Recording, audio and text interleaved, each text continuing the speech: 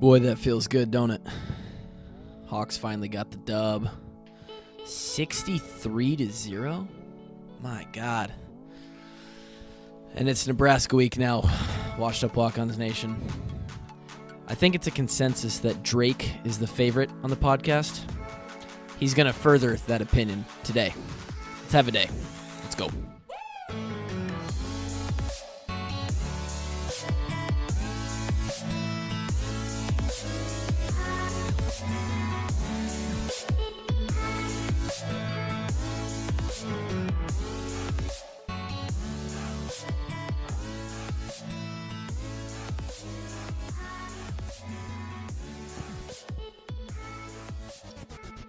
Hawkeye fans, welcome back to week 8 of the Washed Up Walkons podcast. And I'm going to give you guys a little bit of a warning here. This one could get graphic, so I'm going to give you guys a couple of seconds if you've got any small children around you, in the car, at the house. Throw this thing on pause because This will be good. it's Nebraska week. We won 63-0 against the worst college football team that's ever been fielded in the history of college football. That was not a Division I team. That was a fucking travesty to consider those assholes part of the Big Ten. And now we play the biggest group of self-entitled pussies that have ever worn a uniform. This week, the Hawks play the white shirts. This ain't the black shirts. This ain't real Nebraska football. This ain't the Nebraska of the 90s like their fucking inbred, buck-tooth, ugly wife fans have.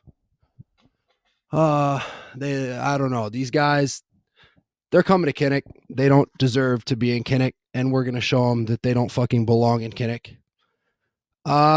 This is going to be a hell of an episode for you guys. We're fired up. Kevin showed up to the podcast an hour late, didn't tell us where he was at. Neither Tyler and I are very happy about it. So, we're pretty fired up for this one.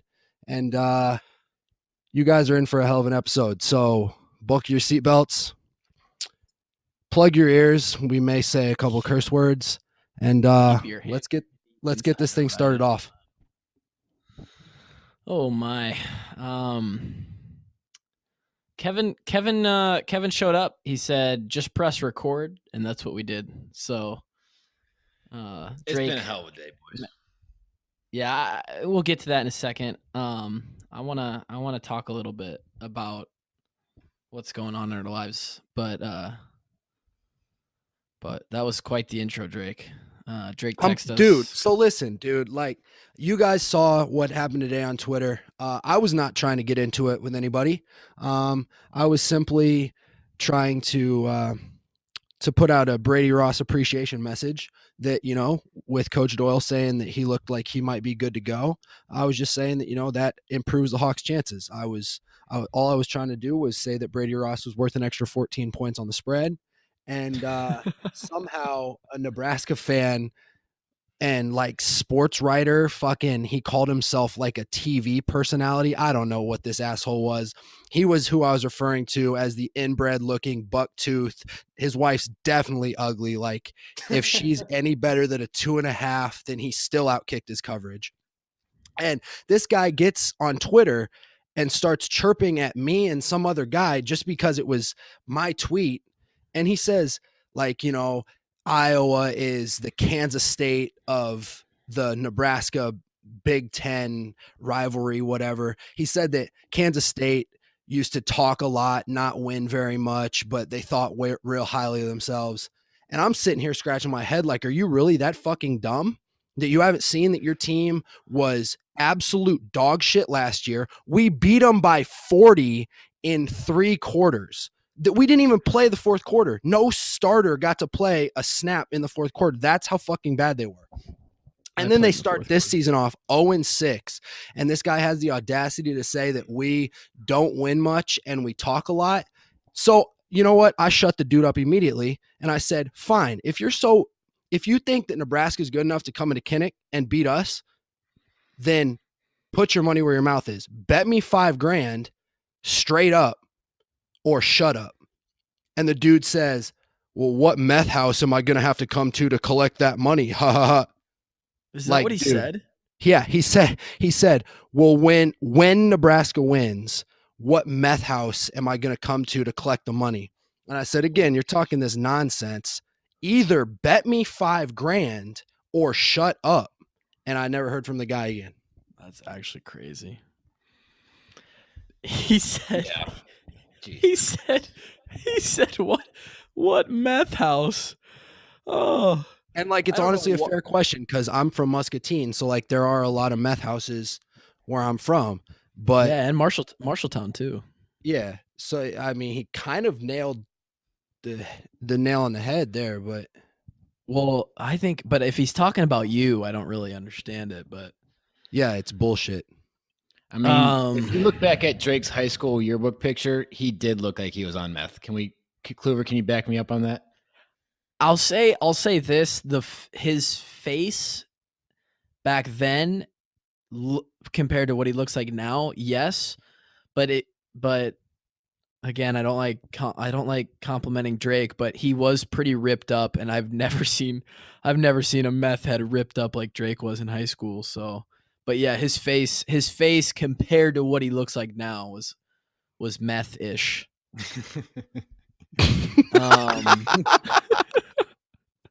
I had a fucking meth head opening. face. Yeah, you had a meth head face, man. You had a super skinny face, like your grown out hair, your earrings in, like you looked like you might have smoked meth. Bro, And the crotch rocket was the cherry on top. No, what do earrings have anything to do with this? Were you just trying to take a shot at me there? Because that doesn't have anything to do with a meth head. That was definitely a little jab right there. Yeah. Yeah, I respect the jab though. And what was wrong with my motorcycle? I didn't even have a motorcycle in high school. Wait, yeah, I did. That's a lie. For all you listeners out there who think Drake's a tough guy, he wore earrings back in high school. So, I mean, he's gotten tougher since then. That's debatable. Whoa. Kevin, you're the one that faked the mumps to get out of training for like 2.5 weeks. I didn't fake shit. They told me I had the mumps. You wore a mask around. I lived with him. I don't know. So that was gosh, we could probably end the episode there and just call it a good 8 minutes. And but that wouldn't be any fun because then we wouldn't get to make fun of Illinois, and then we wouldn't get to talk shit about Nebraska, and we wouldn't get to discuss all things in between. Yeah, you're right. Tonight's episode is going to be good. I actually, even though it's 9:00 right now on a Tuesday, we, Thanksgiving special, Hawks play a day early. So the podcast is coming out a day early this week. When you guys listen to this tomorrow, you guys are listening right now. It's actually Wednesday. Yeah, it's going to be a good episode. We got a lot to talk about, even though we're recording this at 9 p.m. The reason I had to push it back tonight was because I coached some CrossFit, and then I went out for, believe it or not, Tyler Kluver went out for drinks with friends, dinner and drinks with friends. Now, did you actually have a drink? I had two beers, but they weren't just, they were Blue Moons mixed with half Blue Moon, half Angry Orchard Rosé. I don't even know who you are anymore. And it's honestly delicious. Don't ask me how I came to that concoction, but I had two of them and my face was feeling it. For those listening, I don't drink ever. So, 2 beers was enough to make me feel pretty good. That just sounds like a CrossFit drink. It just sounds like a CrossFit drink. Blue Moon mixed with Red's Apple Ale, you said? Kevin, are you in a fucking warehouse right now? Basically, because my apartment is empty as shit. So, yeah. I could just hear Kevin's actually at the meth house preparing the 5K for when Drake loses the bet.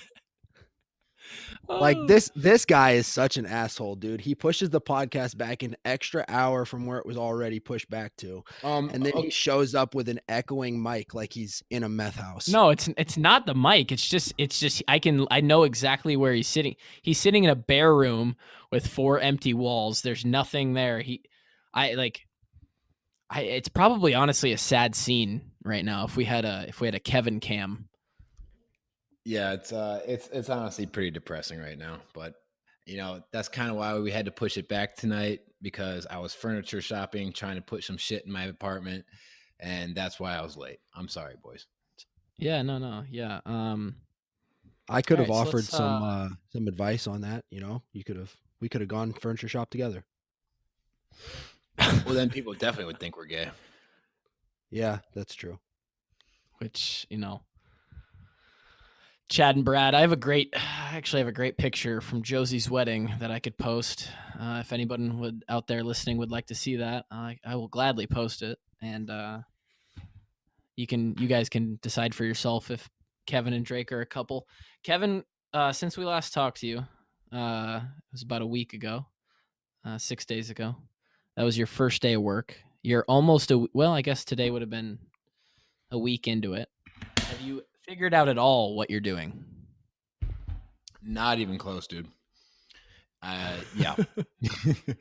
No, the training process for my position takes anywhere from 6 to 8 months before you can go into an OR and stand on your own 2 feet and talk to the surgeon about medical stuff. So, yeah, I'm a ways out from actually knowing what the hell I'm doing. But I did get to shadow a few ORs. I was in surgery all day today, and it's pretty cool. I like it a lot so far. How do you get like an assignment the night before, or like how do you know where you're going? So right now they just got me shadowing a bunch of the different reps in the area. So my manager just kind of gives me a schedule a few days out, like, hey, you're gonna shadow this guy this day, this guy this day. So I've pretty much been all over Eastern Iowa for the past week. I was down in Ottumwa today. Yeah, good old Ottumwa. Yeah. You had to drive to Ottumwa, Iowa, and sit in an OR there all day? Yeah, pretty much. Yeah. Dude, I got a story about Ottumwa. So Marshalltown, we were pretty goddamn good at 7-on-7 because that's all we did. We had Blake Gimble, who I highly doubt any of the listeners know who Blake Gimble is, but he's the all-time leading passer in Iowa high school history. My best friend. He was our quarterback in Marshalltown. 7-on-7 tournament in Marshalltown the summer before our senior year. Ottumwa came to town, and they had like an okay skill group as well, and an all right quarterback. And they talked mad shit. I mean, I've never seen a team that was that bad talk that much shit. Never in my life. And they gave us like a decent game, but we still beat them by like 20 in the 7-on-7 game. And we played them that fall, and we literally got in a brawl at the end of the game. And it basically ended with everybody backing off each other saying, okay, we'll see you during the season. They came to Leonard Cole Field in Marshalltown, Iowa, week 6 of our senior season of high school. We beat them 62-0. I didn't have like any tackles because their offensive line was so bad that our D line just gobbled everything up before they even had a chance to get it to anybody. It was Ottumwa, in my mind, mostly because of that experience, is actually worthless. So sorry for anyone. Basically, what you're saying is Ottumwa was the equivalent of Illinois on Saturday. They're pretty close. It was a very similar game. Kluve, I do believe that you were on record as saying that you didn't think the Hawks cover. Yeah. I didn't think they would. Yeah, I really didn't. And I believe I was on record by saying that Illinois wouldn't cross the 50, and I might have been right. Hawks by a million was more valid than ever, and more alive and well than ever on Saturday. Because as far as football terms are concerned, 63-0 or whatever it was is literally a million. It's actually a million points. Yeah, it really would not make a difference being up 63 or a million. Like, it's insurmountable. Like, we kicked the fucking shit out of them. You two were on. I'm actually gonna pull up the tweets. We can talk about it for a second while it was just such a sorry ass effort. Like, oh my, I hope that none of those players like are proud to put on that uniform, or like that is such a pathetic effort. I don't know. I was just so dumbfounded that they quit that early. Like as soon as the ball was kicked off, they literally just quit. It took. So I thought, wow, they must be drinking. Kevin must be drinking or something. Drake started off Saturday with, it took all of 1.5 quarters for Illinois players to quit. End the program. These wannabes are clearly unfit for a contact sport. That was Drake's tweet. That was pretty. Kevin responded. No, go ahead. Go. No, okay. I was just going to say, by the time it's 42-0 at halftime or whatever it was, like, seriously, don't come out of half. Just, if you're Lovie Smith, cut a little bit of your beard off and wave it like a white flag and just say, dude, we're done. We can't go on any longer because our you guys know the Black Santa emoji? Yeah, that's Lovie Smith. That's actually Lovie Smith. It's based off of him. Santa Claus. Yeah. Continue with what like he was playing with his fucking elves out there, because that was what it was. They did play like a bunch of dwarfs. Okay, so Drake tweets that, right?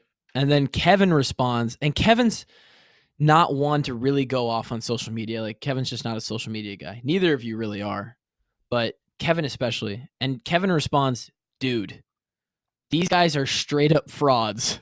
I find it hard to believe that anyone ever taught them how to play the game. They just like to play dress up in the uniforms. I've seen peewee football players with more physicality, softer than cat shit. Unbelievable. Dude, honestly, it was pissing me off. Like, it was legitimately pissing me off that these guys got to go out there and play a football game and put on that kind of poor effort and performance. Like, you get to play Big Ten football, and you are just out there, like Drake said, like, they didn't even want to be out there. And I'm just like, what the fuck? I can't understand it. Like, if you want to go home, just fucking go home. You're allowed to forfeit the game. Just leave the stadium. We don't care. But like, to see an effort like that legitimately pissed me off, because I don't get to play football anymore, and then those fucking douchebags do. I agree completely. Yeah. I was sitting on my couch and I was like extremely upset that I didn't get to watch even a good second quarter of the Hawk game, much less second half. And then the fact that we were sitting on the couch not being able to compete when these guys were, out there and had the potential to compete, but clearly they were just absolutely incapable. Yeah, it is pretty irritating. I just know the feeling, because we were a part of several of those games. And we're going to talk about Nebraska upcoming, but we did it to Nebraska a couple times. We did it to Western Michigan. We did it to North Texas twice. We did it to Northwestern one. We did it to a bunch of people. We did it to Ohio State once. Yeah, we did it to Ohio State. The Ohio State one's different just because of the kind of the situation. But, by the third, fourth quarter of those games, not even the team winning wants to be there. You're actually, everyone is at that point is just realized that we are wasting our time doing this anymore. Like, can we just everybody just wants to go get drunk. Yeah, different games, I think. Honestly, because I know Drake loved pouring it on Ohio State, and we would have played 8 quarters if we could have that game. Fucking rail it up on them. And Nebraska too. I know both of you guys would be like, we'll play Nebraska until those fuckers drop dead. We don't give a shit. But my guy. But like a dog shit team like Illinois, who literally doesn't want to be there and it's cold as shit. Yeah, you're right. What's tough is like, let's just get this game over with. Yeah, it's cold. You're up 18 touchdowns, and all you can think of is, God, there's a warm shower, a nice meal, and my bed back in Iowa City. But we literally are required to stay here for another 90 minutes and finish this game against this 7th grade football team. And man, it's tough. Like, as a player, to even finish that game, you're like, this sucks. Like, I want to go home, legitimately. But yeah, it's definitely situational, because like you said, I would play some of those games where we were up 30, 40 points. I'd keep playing forever. Illinois, man, they're not good. You know what's crazy? relevant to this week, Illinois put up 35 on Nebraska. Yeah. Yeah. Well, so okay. They did have a Nebraska's couple guys out. Illinois had some guys out this weekend versus the Hawks. A significant amount of people were not playing for them. Still, it wouldn't have mattered. But they put up 35 on the Huskers. I mean, so one of Nebraska's captains who yeah, I knew we were going to get to this. Had you not told me the guy was a captain and you just would have mentioned his name, I would have had no idea who you were referring to. I would have guessed that was somebody on social media, a fan, something. Like, this guy is so irrelevant that even though he's one of Nebraska's captains, nobody knows his name. He comes out and makes a statement that they're just going to beat us. Like, he can't wait to come to Iowa City and beat us. Like, I mean, I guess as from a player's perspective, I can appreciate his confidence, but like, it's just the wrong game to come out on record and say that, because now once we do beat you, everybody's going to throw it in your face worse. And until we beat you, we just get to remind your bum ass that 2 years ago it was 40-10. And last year it was something like 56-14. Like, we've almost beat you by a fucking 100 in 2 years. It took us all of 2 years to damn near beat y'all assholes by 100. So don't say a word. Don't say shit to the media.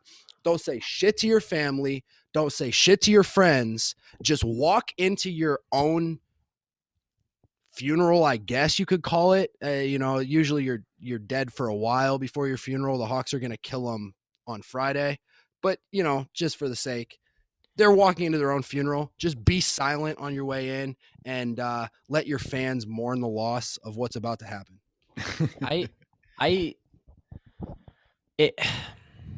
As a player, and I didn't do a whole lot of it because long snapper, but I mean, I had enough interviews to get exposure.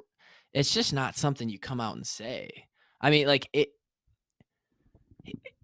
I get it. He's competitive, sure, same thing. I respect it, the confidence. They should go into every game, thinking that they're going to win, or at least having confidence that they can. Otherwise, they're wasting their time too, just like every other team.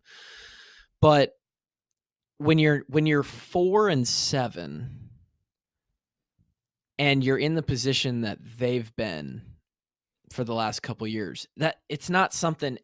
And the games against us have gone the way they've gone for 3 years in a row.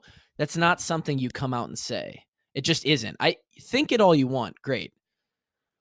But I don't think most of his teammates probably don't respect what he said there. Like, I know they're not all dumb over there. Most of them, maybe. I don't know.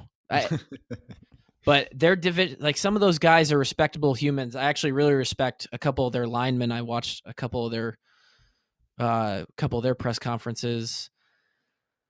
But that guy, that's just not something you say. Coach, that would be a thing where the staff or the media people would bring you in after that and say, "Hey, no more of this." Because I had one of those moments. Yeah, we know. That's just not. You want to talk about bulletin board material? That's fucking bulletin board material. Not that the Hawks need any. I mean, it's. I don't know about you guys, but I was never really into like bulletin board material stuff. Like, I wasn't either. If you need like what other teams are saying to like get you up for a game and get you like motivated and prepared, like, you're just an absolute loser as a competitor. Like, it's not so much. Yeah, it's not so much as I needed it to get me up or anything, like, and hype me up. It was more of a, oh wow, that's the kind of guy this guy is. All right, that makes me more confident in what we're about to go do. It was more of like a peace of mind type of thing. Like, okay, yep, they are who we think they are. They're a bunch of assholes. Cool. Yeah, exactly. Like, it's just gonna make putting them in the dirt so much more fun. Yeah. So, gosh, I there's no more to talk. Wait to beat Iowa. That's what he said. Yeah, he said, literally. He said we can't go. Well, actually, it was on that same tweet thread. right here. Let me pull up this story. He's you're right, Drake. I had never heard of the guy either. I have no idea who this guy is. Oh wow, it's gonna make me load it. It was something like we can't wait to go beat Iowa. Can't wait or something like that. Something stupid. Like, what a worthless fucking loser. Like, seriously, you guys haven't beaten us in 3 years. The last 2 have been absolute blowouts, and you're gonna try to call out the Hawks like that? Like, bro, I can't. I'm not even sure anybody on that team knows what the Heroes Trophy even looks like. And as far as I'm concerned, it is literally just a permanent statue in our facility. Like, that shit is never leaving. That's what I'm saying. Like, he says, I can't wait to beat Iowa. I can't wait until he cries his eyes off for playing his last football game after getting beat by 1,000,000 by the Hawks, and he realizes that he wasted the last 4 years of his life playing for a dog shit Nebraska program who's been living in the 90s for the past 20 years. Like, dude, fuck off. For me, it's not even it's not even the fact that he just goes to a different school, or specifically Nebraska. If a random player, if fucking Nate Stanley or Keegan Render, name any player on the Hawks, and if one of them came out and said, "Oh, we're very excited to play Nebraska. We can't wait to beat them on our home field to finish the season," even then I would feel uncomfortable with one of my, just the way we were kind of brought up in the program. It's not something you say. You don't bring up absolutes like that. It's just not a thing. Yeah, you're right. Like, there's been stuff that's been said over the past few years by our teammates that we've talked about. Like, we're not really comfortable with. We didn't back what they said. Drake saying that Drake being one of them. Drake being a prime example. Like, we all looked but around. Drake's even was a little better because it was after post the fact, game, dude. Yeah, it was post game. And they asked me multiple questions, and I tried to say it in a joking manner. I slipped. Okay, let me. It was after the fact. We get it, and it was somewhat warranted because we actually did put them in body bags. And it's Urban Meyer's smug ass. Like, of all people, like, for me to make a slip up, at least it was about Urban Meyer's Buckeyes. I was gonna say, after all this stuff came out about him in the past year, I'm actually okay with the comment now. Also, the fact that I'm not in the program anymore, but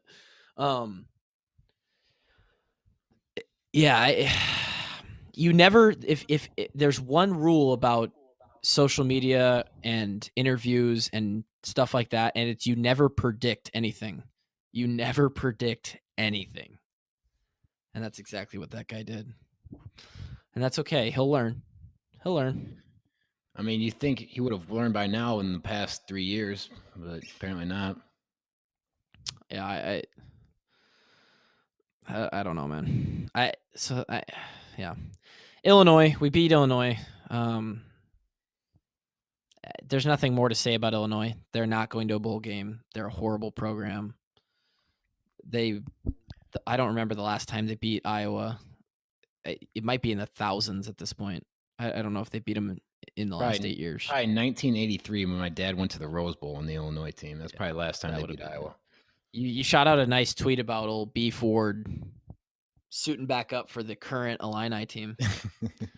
With Beef's new knee and his new, sleight of foot, there's no doubt. Play tight end. Yes. He's never felt this nimble in his life. Beef would absolutely start for that Illinois team. Yeah, the man's 54 years old with an artificial knee, and he would have put out a better effort than the dog shit performance that we watched on Saturday. Yeah.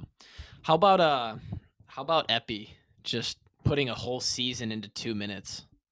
That was incredible. Like, yeah, that kid is absolutely incredible. I mean, granted, it's against not great competition, but he's been doing it all year. I tweeted that out. He's very impressive. He is. Is he a legitimate number one pick, or are we kind of? I think we're a little homers in that manner. Yeah, I think we're a little biased in that manner. I don't think he. Man, I don't know what he'd have to do to be an actual number fast one and powerful at the same time. It's like he's a legitimate first round pick.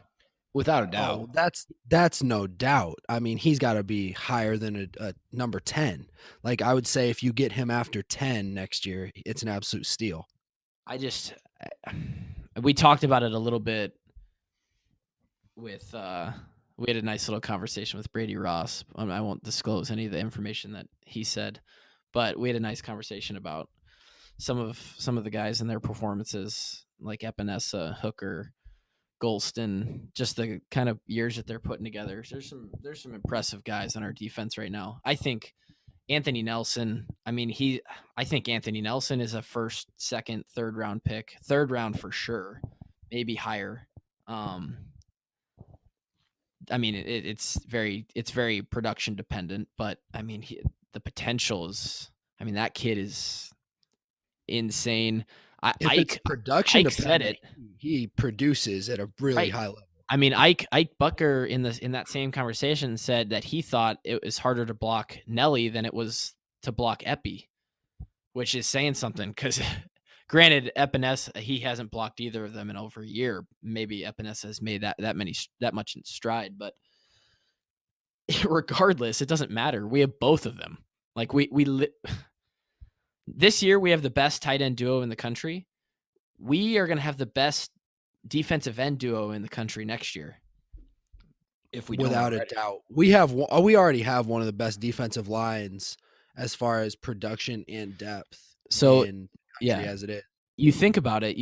We have we lose three guys. We lose Nelly, Big Nelly. What's his first name? Matt Nelson, Parker, and Sam.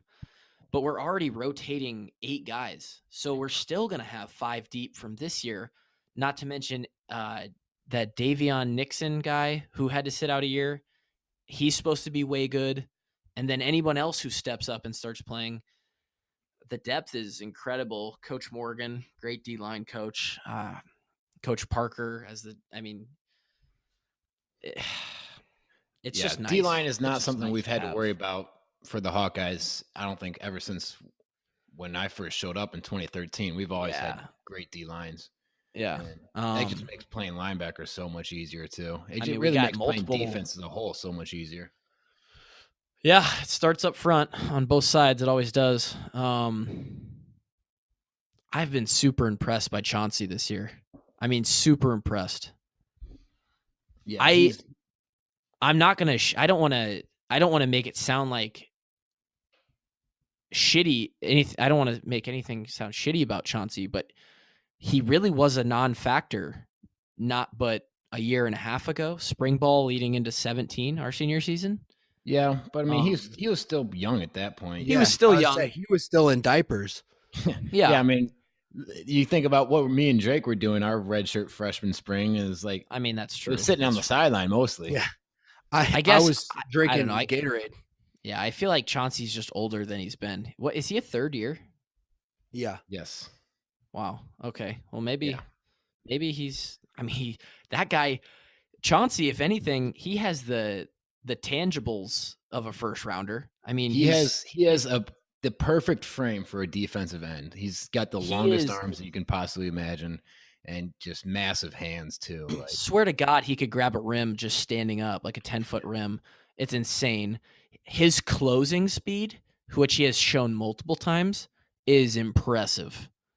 With how long he is and his closing speed that he's shown, that's a third draft pick after Epinesa and Nelson that we've been talking about tonight. They're incredible. And then the other guy was Hooker. Hooker is good. Shout out to Monty. Very. Yeah, Hook's just he's just a natural athlete. He works hard too. Yeah. Like he's extremely hard. Well, he's just a football player. And he's just a football player. He's a football player. That's exactly right. Good athlete. He's a lot like Buddha. He's got very natural football instincts. Like he always seems to know like what the right play to make is. And he doesn't fear a soul. Like that dude plays fearless. He will hit you hard as hell. He will hit you hard as a motherfucker. Like that's a player. Yeah, I remember. But I don't foresee him doing it. Yeah, I remember I went up against Amani in a special teams drill one time. It was when he was younger too. This was probably his first year. I was like, okay, I don't even know what drill it was. It might have been like a punt simulation drill or something, but we were hitting, and I was like, okay. Somehow I got paired with him. He might have been scout team. I was like, okay, this is cool. Like, you always size up the guy across from you to just kind of guess how the rep's gonna go. I was like, okay, yeah, I got this. he hit me hard, and I was like, all right, fuck that. I don't I'm done. I'm good. That's just my one rep in the drill. I'm done. Like, I don't want to play anymore. I'm good. And I was just like, oh, this kid's gonna be all right. And he You is. get matched up against a non-long snapper one time, Kloov. Come on, man. I was matched up against non-long snappers plenty of times. It most of the time didn't go well for me. You're like, hey, Marshall Cluzy, come over here. George used to pick me out of the group to go against me all the time in special teams drills, just because he knew he wasn't going to have to work hard at it. Wow, it's incredible. He used to make me look like an asshole on film every single day. George, it's unbelievable. That guy's gonna be in the Pro Bowl. Yeah. What a guy. He deserves it. We're gonna have him on the podcast eventually. Yeah, this is gonna be a Pro Bowl quality podcast. Yeah. And you mentioned Buddha. You mentioned Desmond too. Remember when they said he was too slow? Yep. And now he's like the highest rated. Yeah, according to PFF. Yeah. Which, granted, PFF doesn't actually mean shit. Like, that's got to be the least quality grading site ever used. I don't understand how that any of those assholes actually have jobs, because they left Josie off of their all Big Ten team. He was the defensive player of the year in the Big Ten. So, like, PFF can kind of kiss my ass, but since they're calling Buddha the number one corner, like, for this one, they got it right.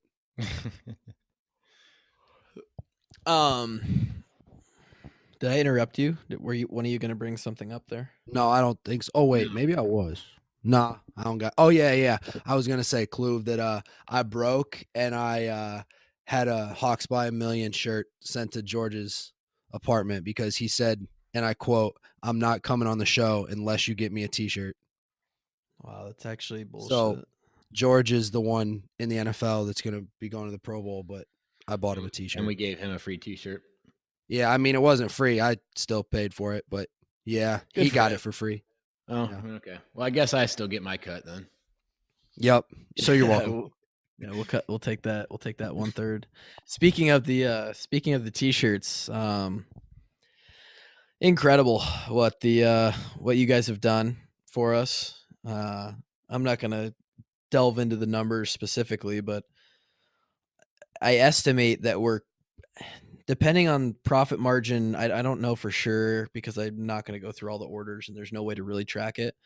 But I think with Washed Up Walk-Ons merch, we're pretty close to like 25 grand in revenue, which is actually fucking insane. That's absolutely incredible. And obviously we didn't do any of this for the money. We all have our own gig, but we're making a little money off of that, which allows us to continue to do this for the main reason, which is because we love doing it and it's fun and we like giving you guys content, which tonight was content filled off the jump. But yeah, the merchandise store has gone incredible. A lot of you were a little confused on why it was shutting down. For clarification on that, we went with a system, at least for this first run, where it was a limited time store and all of the orders are processed and printed and shipped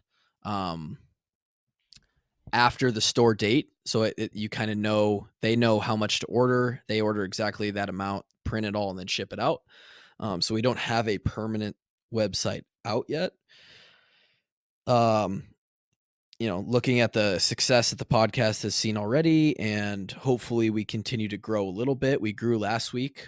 We hit like 6,000 listens before we recorded last week's episode on episode 6.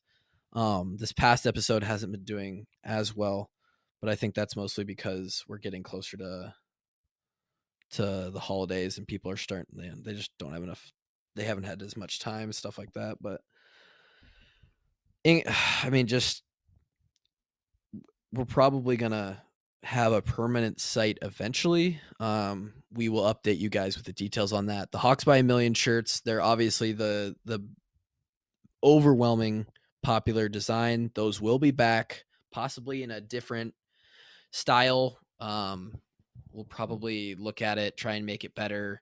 We'll be coming out with those again eventually, but not for now. So hopefully you jumped on the train. Depending on when I put this out in the morning, the store closes actually now Wednesday morning at 8 a.m. So if you happen to listen to this like right when it comes out at 7 or 7:30 and you want to jump on quick and get a last minute order in, go for it. washupwalkons.itemorder.com. If you would like to, help the podcast out in another way, now that you won't be able to buy our merch, Venmo Tyler Kluver, paypal.me/Tyler Kluver, or subscribe to us on Anchor. All right. 42 Do we have any minutes questions in. this week? I didn't ask for questions just because I knew that we were going to have content. There were a couple questions from I got one question today without asking. Just somebody sent me in. I can ask you guys if you want. Otherwise, I was gonna mention the holidays and Thanksgiving. Maybe talk a little bit about Thanksgiving, and then we can go into the Nebraska segment. Even though we've already talked about them.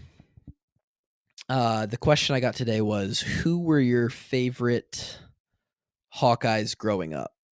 I don't even know if Kevin can answer this one because I doubt he was a Hawkeye fan growing up, like when he was 6, 7 years old. But I mean, me and Drake can answer.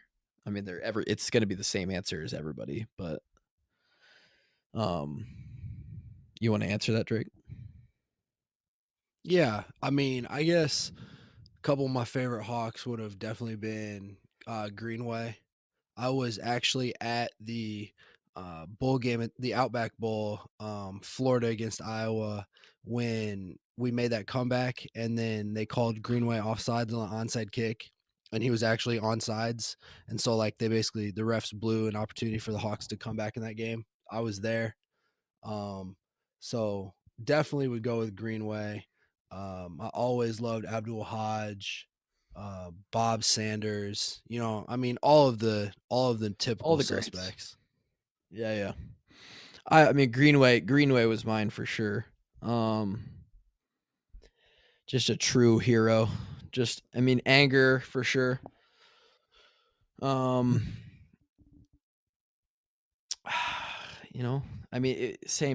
Stanzi. I loved everybody. I loved all the guys. The main guys. Drew Tate, obviously. Brad Banks. Not football, but basketball wise, first name Bruner for the basketball team in 06. He was one of my favorite Hawkeyes of all time. Kevin, who did you like when you were young? Did you like Illinois? Yeah, so I grew up going to Illinois games because my dad played there, obviously. That kind of stopped as soon as we got into high school. We just weren't able to go to games anymore. And then my brother went to Northwestern after that. So, yeah, I didn't have a favorite Hawkeye growing up, obviously. But looking back, I used to watch a bunch of film from early Kirk Ferentz days, and I really loved watching Bob Sanders play. He just had a mean streak in him, and he was just a bad dude out there. So I would say, just looking backwards, Bob Sanders was my favorite guy to watch. All right, well, there you have it. That's our only question, so we can move on. It's Thanksgiving this week. Thanksgiving's a good week in the Hanson Performance Center for the Hawks. I tweeted that today as well. You guys want to touch on the meals that we were given or that we had the ability to be a part of? I mean, those things were amazing. Yeah, I absolutely miss those Thanksgiving meals. at the complex. Like, So yeah, bad. So essentially, they were some of the best meals anybody could ever get. yeah. So during the holidays, both Thanksgiving and Christmas, we get some pretty insane meals that they make up for us. So Hy-Vee, because this is the Heroes game, the Heroes Trophy, they always did a meal for us and Nebraska as well. Hy-Vee, they have like 20 or 30 employees come in, make us food, all this stuff. Pretty incredible setup. The staff in the complex, they decorate the whole thing.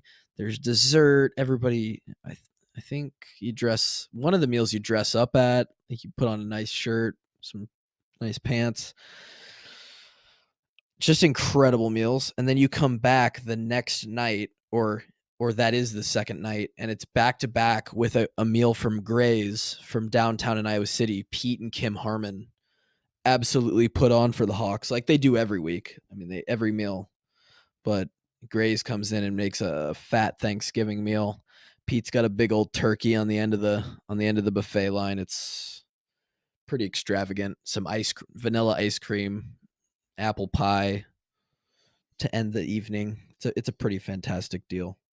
That I mean, being a long snapper, meals was one of the main things that I missed and or that I miss, and those are some of them. Any thoughts, Kev? Yeah, I just really miss Gray's. They put on a hell of an event. And yeah, Pete's a savage. Pete and Kim, owners of Gray's, put on an incredible. Shout out to them. Shout out to them from the mountaintops. Those are some great people. Seriously, yeah. People, if anyone's living in Iowa City, I highly recommend Gray's to everyone.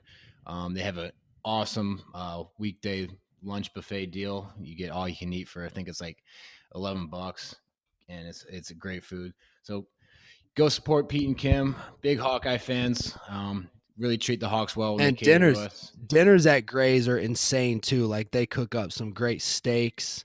You can get great chicken and stuff like that. So that's definitely, like, the next time any of y'all are going for an anniversary dinner around Iowa City, maybe a kid's birthday, something like that, go head out to Gray's in the Ped Mall right off Clinton Street, and you guys will not be disappointed. We should hit Pete up for an official sponsorship. I know we joked around about having a sponsor last year, but we're not being paid to say that. We absolutely just love Gray's that much, and Pete and Kim are the absolute best. So go support them. They're great Hawkeye fans, and they're just the nicest people you ever meet too. Yeah, so we're moving into the end here, and we've got Nebraska on the platter, and I just feel like Drake and you two you guys can take this. So what do you guys have to say? I think that the spread is at like -7. I think it got bet up to -10 for the Hawks. Give me your guys' thoughts on this game Friday. So here's what I gotta say. Yeah. So I texted the guy that I go through for the betting on, was it Monday morning? I texted him. I said, "Yo, I see the Hawks are -7. Give them to me for 500." And he texted me back that he loved the enthusiasm and he was going to check with Vegas and see what he could get it at. He got back to me on Tuesday morning and he said, just